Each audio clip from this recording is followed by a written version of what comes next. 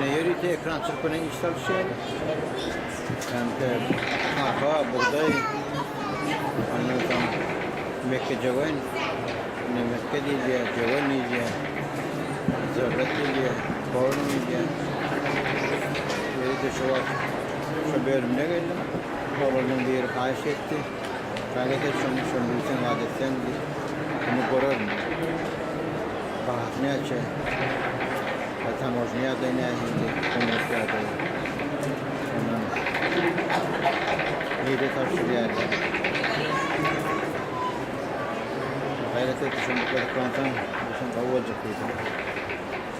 Şu aşağıya ve televizyonlarını şahı adetini yaptım. Oradan business kartını aldım.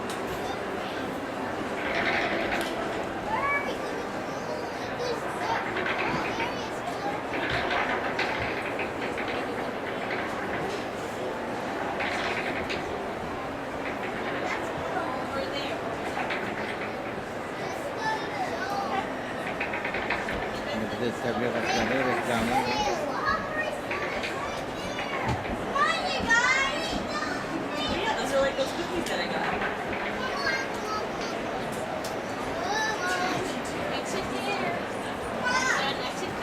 Traktör gerekmiyor. Gereken çıkılmalarda çıkılat gerekmiyor. Şu yokken dünya gerekli akşamda kabuktan vermeli. Bir yurdun üzerine nem yapılacak ve nem atılacak. Türkmen ne atavır yadede kul olma. Kapının yerine yurdumuza gerekli aktarı çıkacak. Yurdumuz diyen tavatı yok. Temel yurt yok. Afghanistan mı olsun, Türkmenistan mı olsun, İran mı olsun? No, Bear, don't touch things.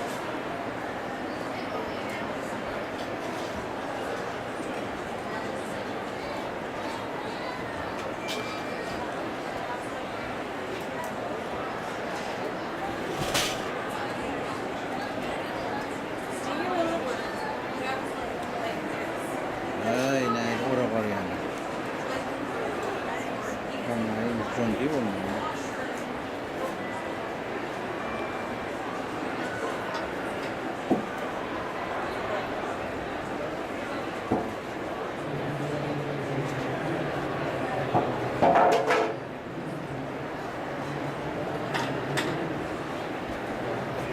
Ne? Yok, ötürcük olsun.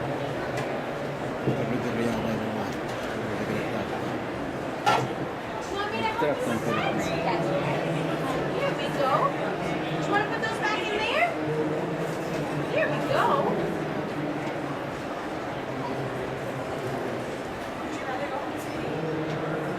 Oh, you gotta put it the other way. You want me to put it back? Okay, I'll put it back. There we go. Just like that. Just like that. You did. That's my sister. Is it? What's your sister's name? Willow. Willow? Willa. Willa. It's a very pretty name.